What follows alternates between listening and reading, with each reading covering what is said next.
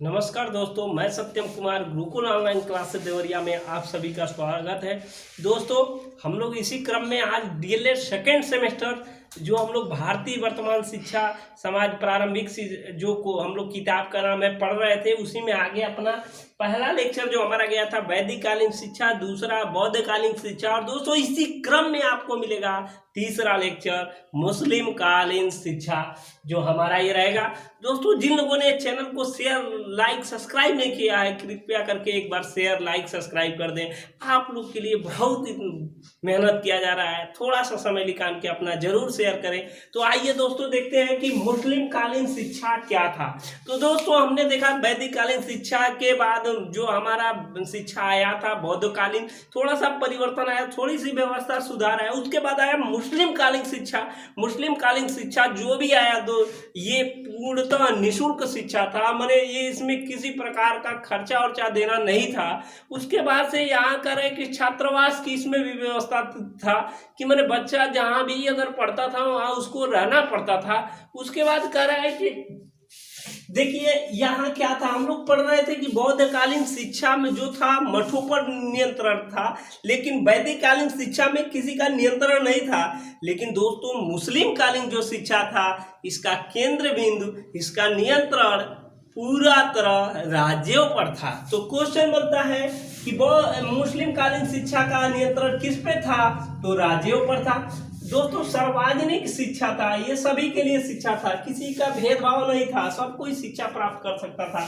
दोस्तों, हमने पढ़ा था कि बौद्ध कालीन शिक्षा में जो है उपनयन संस्कार किया जाता था और बच्चों को तैयार किया जाता था पढ़ने के लिए। फिर वैदिक कालीन शिक्षा में, बौद्ध कालीन शिक्षा में प्रवजा संस्कार। फिर उसके बाद हम लोग पढ़ेंगे कि मुस्लिम कालीन शिक्षा में, तो दोस्तों मुस्लिम कालीन शिक्षा में जो बच्चों को तैयार किया जाता था बिस्मिल्लाह संस्कार करके, और बिस्मिल्लाह संस्कार का मतलब है दोस्तों अल्लाह के नाम पे। आपसे क्वेश्चन पूछेगा कि बिस्मिल्लाह संस्कार क्या है? तो अल्लाह के नाम पे। अब भाई बिस्मिल्लाह संस्कार होता क्या है? देखिए, यह शिक्षा की शुरुआत थी। आपसे क्वेश्चन पूछेगा कि मुस्लिम कालीन में शिक्षा की शुरुआत कहाँ से होता था? तो बिस्मिल्लाह संस्कार से, जिसका उम्र निर्धारित किया गया था 4 वर्ष 4 माह और 4 दिन का बच्चा होगा। उसके बाद ये संस्कार उसको किया जाएगा। फिर उसके बाद होगा कर एक आएंगे शब्द मुस्लिम कालीन में मकतब। दोस्तों, बहुत इंपॉर्टेंट है, सीट या स्टेट। यह स्टेट 2018 में यही क्वेश्चन पूछा है कि मकतब शब्द का अर्थ क्या है। तो दोस्तों, मकतब जो है अरबी भाषा के कुतुब शब्द से लिया गया है। कुतुब यही विकल्प में दिया था दोस्तों, जिसका अर्थ है पढ़ना लिखना। यह मस्जिद से जुड़े प्राथमिक शिक्षा केंद्र थे। आपसे पूछेगा कि मकतब क्या है? तो दोस्तों, मकतब अरबी भाषा के कुतुब शब्द से लिया गया है, जिसका अर्थ होता है पढ़ना लिखना। और यह कैसा शिक्षा था? तो दोस्तों, यह शिक्षा जो मुस्लिम कालीन में प्राथमिक जो शिक्षा कहा जाता था उसको मकतब कहा जाता था। तो ये मकतब है, मस्जिद से जुड़े थे। किससे जुड़े थे? तो मस्जिद से जुड़े थे। उसके बाद दोस्तों मदरसा कह रहा है, यह अरबी भाषा के दसरस शब्द से बना है, जिसका अर्थ है भाषण देना, व्याख्यान देना। दोस्तों, मदरसा क्या था? मदरसा किसे कहते हैं? तो दोस्तों, मदरसा जो है अरबी भाषी के दसरस शब्द से मिलकर बना है। इसका अर्थ होता है कि इसका अर्थ ये होता है कि व्याख्यान देना या भाषण देना। दोस्तों, यह है कि यह उच्च शिक्षा के केंद्र थे। आपसे क्वेश्चन पूछेगा कि मुस्लिम कालीन शिक्षा में उच्च शिक्षा के केंद्र किसको माना जाता है? तो मुस्लिम कालीन शिक्षा में उच्च शिक्षा के केंद्र जो है मदरसा को माना जाता है। और प्राथमिक केंद्र किसको? तो मकतब को माना जाता है। दोस्तों, यहाँ जो गुरु था, गुरु को यहाँ उस्ताद बोला जाता था, जैसा कि आपको पहले से लिख दिया गया। गुरु को उस्ताद बोला जाता था, और बच्चे जो यानी शिष्य थे उसको शीर्षद ही बोला जाता था, शीर्षद ही बोला जाता था। ये लो भी आप लोग देखिएगा। कह रहे शिक्षा का माध्यम कैसा था? तो शिक्षा का माध्यम दोस्तों अरबी एवं फारसी था। शिक्षा का माध्यम अरबी एवं फारसी था। तो दोस्तों, फिर मुस्लिम कालीन में आगे हम लोग देखेंगे कि परीक्षा मौखिक थी। कहने का मतलब इसमें कोई पेपर कॉपी नहीं रहता था। जो जिस तरह से पहले ही शिक्षा की प्रणाली थी, वैसे आज भी यहाँ भी मौखिक प्रणाली थी। जो भी कुछ होता था गुरु मुख से बोलता था और छात्र उसको सुनता था। कह रहा है कि और अगली कक्षा में भेजना। दोस्तों अगली कक्षा में भेजना गुरु का, लेकिन यहाँ गुरु को उस्ताद कहा जाता था, यानी जो ये निर्णय लेगा कि बच्चा अगली कक्षा में जाएगा या नहीं जाएगा, उस्ताद। उसके बाद से कह रहा है कि शिक्षा की शुरुआत, देखिए दोस्तों ये इंपॉर्टेंट है, इसको ध्यान रखिएगा।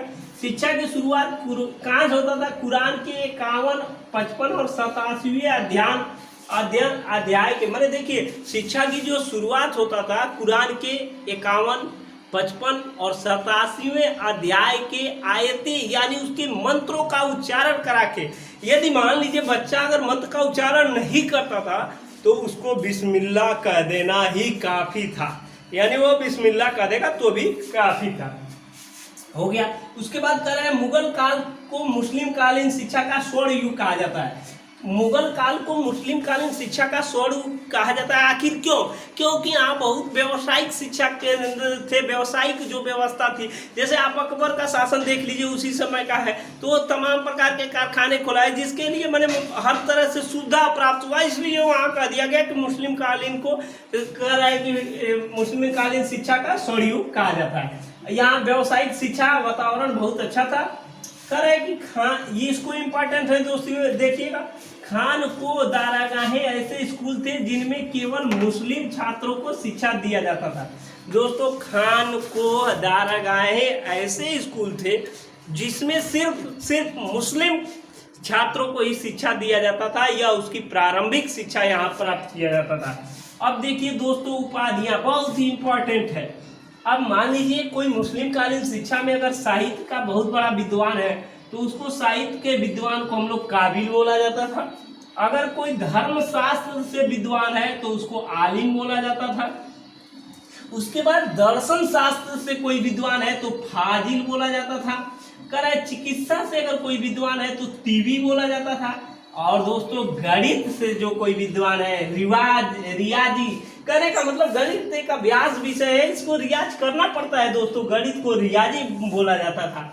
कह रहा है कि शिक्षण विधियां आएंगे, तो दोस्तों शिक्षण विधियां जो थी वहां भी मौखिक थी, व्याख्यान था, जो भी था बच्चा मैंने कह रहा है कि अध्यापक बोलता था उसको सुनता था, वाद विवाद क्रियात्मक क्रिया कराता था, जो भी कुछ है बच्चे से क्रिया कराता था, देख लेता था बच्चा का क्या है, क्या सीखा, कितना नहीं सीखा।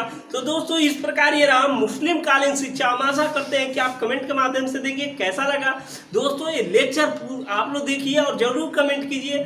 तब तक के लिए दोस्तों लाइक और शेयर करना न भूलें। तब तक के लिए बहुत बहुत धन्यवाद।